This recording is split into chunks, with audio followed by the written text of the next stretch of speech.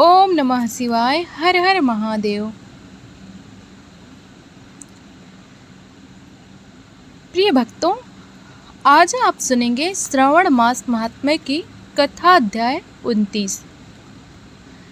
सुत जी बोले, हे सौनकादि मुनियों, अब मैं आपको उस अद्भुत प्रसंग का वर्णन करता हूँ जो कैलाश पर्वत पर घटित हुआ, जब माता पार्वती ने भगवान महादेव से एक दिव्य रहस्य पूछा। माता पार्वती ने करुणामयी दृष्टि से भोलेनाथ को देखा और बोली, प्रभु, आपने अनेक बार धर्म, भक्ति और मोक्ष का महत्व सुनाया है, परंतु आज मेरा मन यह जानने को है कि वह कौन सा कर्म है जिसे करने से मनुष्य स्वयं के साथ साथ अपने कुल को भी पवित्र कर देता है। हे नाथ, मैंने सुना है कि कई बार छोटे छोटे से कार्य भगवान को प्रसन्न कर देते हैं और बड़े बड़े यज्ञ भी कभी कभी फल नहीं देते। इसका क्या कारण है?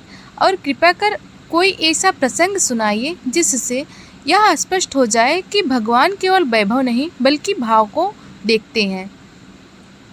महादेव मुस्कुराए, उनकी त्रिनेत्र से करुणा छलक रही थी। उन्होंने कहा, देवी, तुमने बहुत सुंदर प्रश्न किया है। निश्चय ही भगवान के हृदय तक पहुँचने का मार्ग भावना और श्रद्धा से होकर गुजरता है, ना कि केवल धन और वैभव से।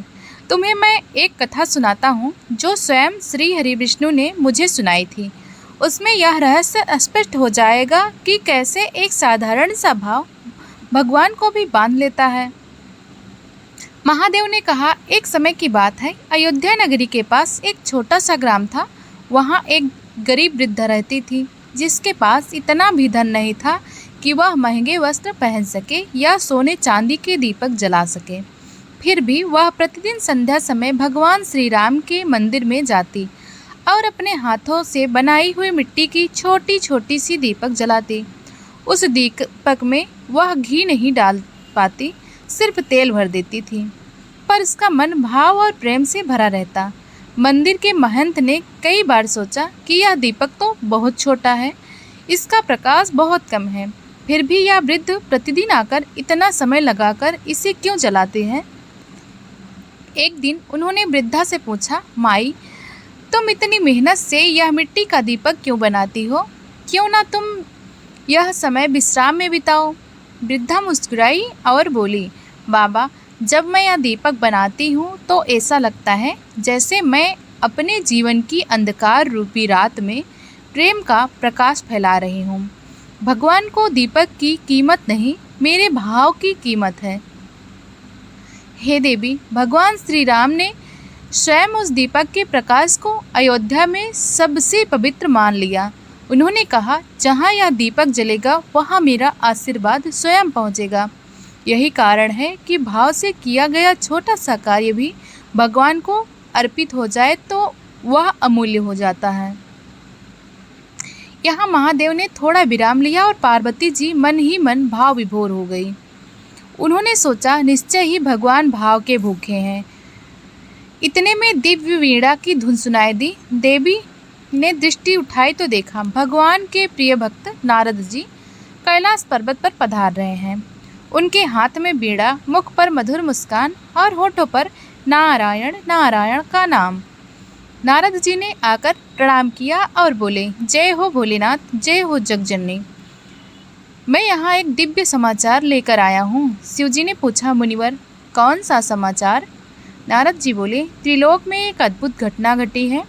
एक राजा ने, जो बहुत धर्मात्मा था, अपने राज्य में एक नियम बनाया कि हर नागरिक प्रतिदिन किसी न किसी के कल्याण के लिए एक छोटा सा कार्य करे, और उस नियम का पालन करते करते उसका राज्य देवभूमि के समान बन गया। नारद जी बोले, उस राजा का नाम धर्मकेतु था।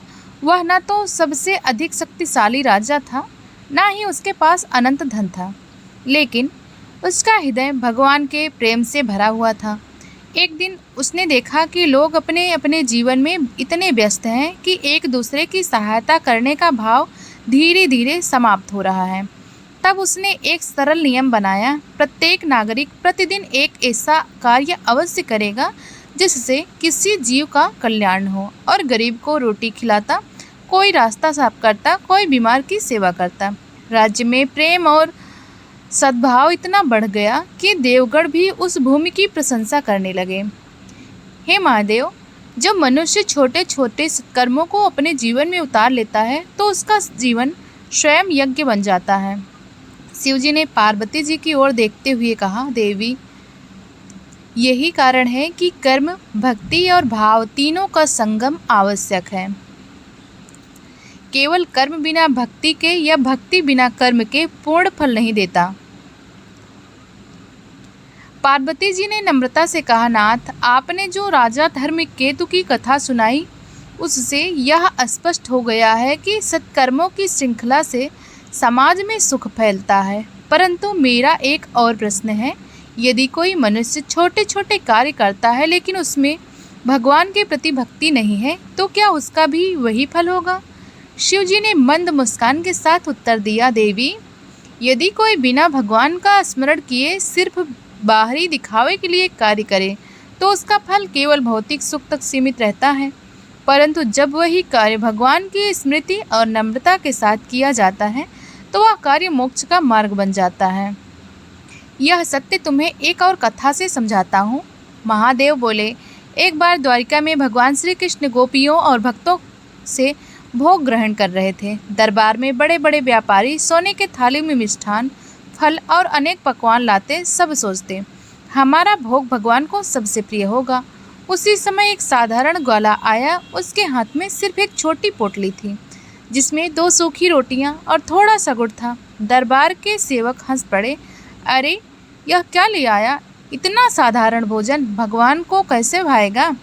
पर श्री कृष्ण ने तुरंत कहा, उसे भीतर आने दो।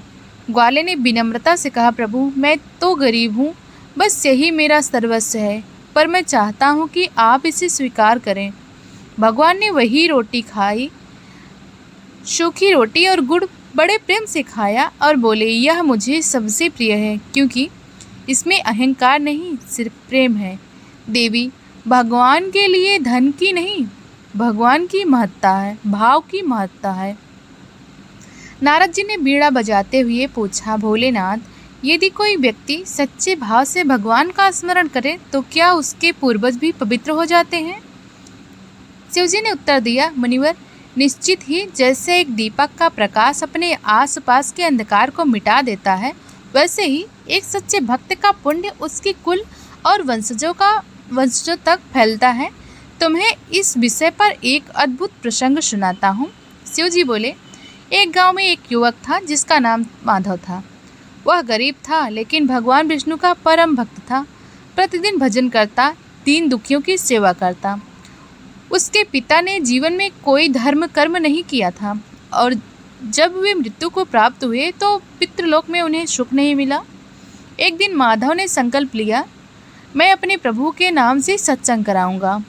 उसने जैसे ही 7 दिन का हरि नाम संकीर्तन आरंभ किया, पितृलोक में प्रकाश फैल गया और उनके पिता के पाप नष्ट हो गए। तब दिव्य आकाशवाणी हुई, हे माधव, तेरे 1 सप्ताह के नाम स्मरण ने तेरे पितरों को स्वर्ग का अधिकारी बना दिया। हे देवी, इसलिए कहा गया है, भक्ति करने वाला केवल स्वयं नहीं अपने वंश को भी तार देता है। पार्वती जी का भाव यह सुनकर माता पार्वती जी की आंखों में आंसू आ गए।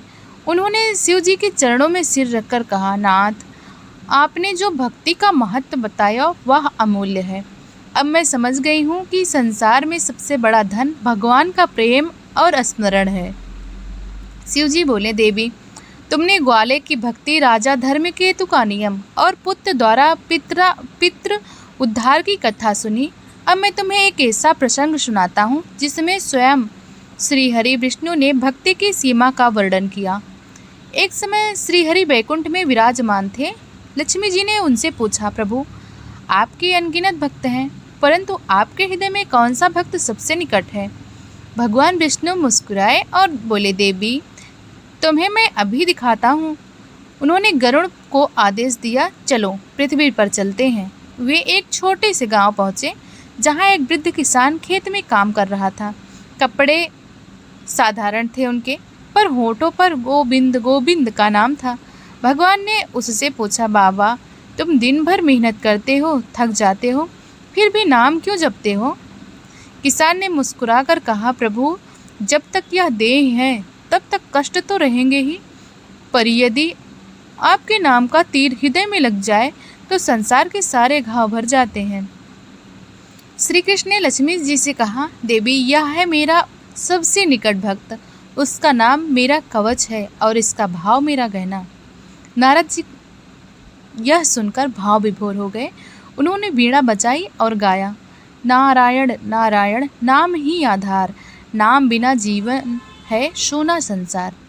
उनके भजन से कैलाश पर्वत पर अद्भुत प्रकाश फैल गया। देवगण, गंधर्व, सिद्ध और अप्सराएं उस भक्ति में लीन हो गए। पार्वती जी ने पूछा, नाथ, भक्ति और सत्कर्म तो स्पष्ट हो गए, परंतु एक संदेह है। यदि कोई मनुष्य गलती कर बैठा और फिर पश्चाताप कर भगवान की शरण आया तो क्या उसे क्षमा मिल सकती है? शिवजी बोले, देवी, एक नगर में एक चोर था जो चोरी करके अपना जीवन चला रहा था। एक दिन वह मंदिर में घुसा ताकि दान पेटी से धन चुरा सके, पर जैसे ही उसने शिवलिंग देखा उसके हृदय में कुछ बदलाव आ गया। उसने सोचा, मैं क्या कर रहा हूँ? जिस भगवान ने मुझे जीवन दिया, मैं उन्हीं के घर चोरी करने आया हूँ। उसने तुरंत हाथ जोड़कर कहा, प्रभु, आज से मैं चोरी नहीं करूँगा, कृपा करके मुझे क्षमा कर दें। वह बाहर निकला और अपनी सारी चोरी की हुई वस्तुएं गरीबों में बांट दी। इसके बाद वह जीवन भर भजन करता रहा। मृत्यु के बाद जब यमदूत आए तो शिव दूतों ने कहा, यह भगवान का भक्त है, इसका स्थान कैलाश धाम में है। हे देवी, सच्चा पश्चाताप और भगवान की शरण किसी भी पापी को साधु बना सकता है। इतने में दिव्य शंखनाद गूंजा। स्वर्णमयी आभा से आलोकित श्री हरि विष्णु स्वयं कैलाश पर पधारे। उन्होंने शिवजी और पार्वती जी को प्रणाम किया। शिवजी बोले, स्वागत है प्रभु, आप ऐसे समय पधारे हैं जब हम भक्ति के गुण रहस्यों की चर्चा कर रहे हैं। श्री हरि ने कहा, महादेव, भक्ति ही वह सेतु है जो जीव को मुझ तक और आप तक दोनों तक पहुंचा देता है। जो भक्त आपके नाम का स्मरण करता है वह मेरा भी प्रिय है। श्री हरि ने एक कथा सुनाई। एक गांव में एक गाय पालने वाली स्त्री थी। वह प्रतिदिन मेरे मंदिर में दूध चढ़ाती। एक दिन रास्ते में उसका दूध गिर गया, पर वह खाली घड़ा लेकर भी मंदिर पहुंची। वह रोती हुई बोली, प्रभु, आज मैं आपको दूध नहीं ला सकी, पर मेरा प्रेम तो पूरा है। तभी मंदिर में एक चमत्कार हुआ, घड़ा दूध से भर गया। देवी, मैंने स्वयं वह दूध ग्रहण किया क्योंकि उसमें भाव की मिठास थी। पार्वती जी का हृदय भर आया। यह सुनकर पार्वती जी ने कहा, नाथ, अब मुझे पूर्ण विश्वास हो गया कि भगवान को पाने का एक ही मार्ग है, निर्मल प्रेम और सच्चा भाव। श्रीहरि के आगमन के बाद कैलाश पर्वत पर एक अद्भुत देव सभा का आयोजन हुआ। स्वयं ब्रह्मा जी, इंद्रदेव, वरुण, कुबेर, यम, वायु, अग्नि और अनेक ऋषि मुनि वहां उपस्थित हुए। सबके मन में यही जिज्ञासा थी, आज भगवान शिव और भगवान विष्णु भक्ति के रहस्यों पर क्या निष्कर्ष देंगे। शिवजी ने सभा को संबोधित करते हुए कहा, हे देवगण, भक्ति वह दीपक है जो जीवन के अंधकार को दूर करता है। धन, वैभव और सत्ता क्षणभंगुर है, पर प्रेम और भक्ति अमर है। जिस प्रकार कमल कीचड़ में खिलकर भी सूर्य की ओर देखता है, उसी प्रकार भक्त संसार में रहकर भी भगवान की ओर ही दृष्टि रखता है। शिवजी बोले, वाराणसी में एक छोटा बालक था जो रोज गंगा किनारे बैठकर मेरा नाम का जाप करता। उसके पास खेलने के लिए खिलौने नहीं थे, ना पहनने के लिए अच्छे कपड़े। एक दिन एक व्यापारी ने उससे पूछा, बेटा, तुम्हें क्या चाहिए? बालक ने मासूमियत से कहा, मुझे तो बस भगवान चाहिए। यह सुनकर व्यापारी भावुक हो गया और उसने बालक की पढ़ाई का प्रबंध किया। बड़ा होकर वही बालक महान संत बना, जिसके नाम से आज भी वाराणसी में कीर्तन होते हैं। श्री हरि विष्णु ने कहा, भक्ति में जाति, पंथ, ऊंच नीच का कोई संबंध नहीं है। जो मनुष्य सच्चे मन से भगवान का नाम लेता है, वह मेरा और महादेव दोनों का समीप हो जाता है। यह संसार एक परीक्षा है और भक्ति वह उत्तर है जो हर परीक्षा को पार कर देता है। श्री हरि बोले, द्वारिका में एक माली था जो मंदिर के आंगन में फूल लगाता। लोग कहते यह साधारण काम है, पर वह माली हर फूल को लगाते समय मन ही मन कहता, हे प्रभु, यह फूल आपके चरणों में ही जाएगा। मृत्यु के समय मैंने स्वयं उसे बैकुंठ धाम में स्थान दिया, क्योंकि उसका हर कर्म मुझे अर्पित था। नारद जी ने वीणा बजाते हुए कहा, हे देवगण, मैंने तीनों लोकों में भ्रमण किया है, पर मैंने पाया कि जहाँ प्रेम और भक्ति है वहीं भगवान का वास है। चाहे वह महल हो या झोपड़ी, सुनहरी थाली हो या मिट्टी का दीपक, भगवान केवल भाव देखते हैं। पार्वती जी ने कहा, नाथ, आज से मैं यह प्रण लेती हूँ कि जो भी मेरे पास आएगा मैं उसे केवल एक ही संदेश दूंगी, भगवान को पाओ, उनका प्रेम पाओ, बाकी सब अपने आप मिल जाएगा। सभा में एक ऋषि ने कहा, मैंने एक सेविका की कथा सुनी थी। वह राजमहल में झाड़ू पोछा करती थी, पर हर सुबह झाड़ू लगाते समय भगवान का नाम जपती थी। एक दिन राजा ने उससे पूछा, तू इतनी खुशी से काम क्यों करती है? सेविका बोली, महाराज, मैं तो महल नहीं, भगवान का घर साफ करती हूँ। हे मुनियों, यही भावना उससे मुक्त कर गई। सभा के अंत में शिवजी ने हाथ उठाकर आशीर्वाद दिया, जो मनुष्य इस कथा को सुनेगा, पढ़ेगा या सुनाएगा, उसके जीवन से भय और दुख दूर होंगे, उसका मन भक्ति में स्थिर रहेगा और उसके कुल का उद्धार होगा। जो भी भाव से नाम जपेगा उसे भगवान का सान्निध्य अवश्य मिलेगा।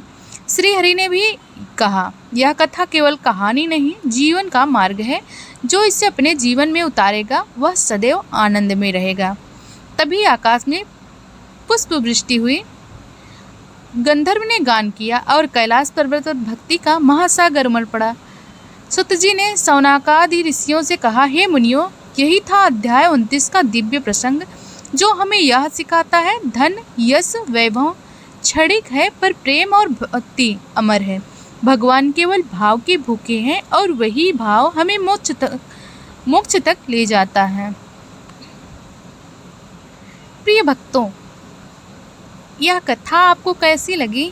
अगर यह कथा आपको प्रेरणादायक लगी हो तो वीडियो को लाइक करें, कमेंट करें, चैनल को सब्सक्राइब करें और बेल आइकन दबाना ना भूलें, ताकि अगली कथा सबसे पहले आप तक पहुँचे।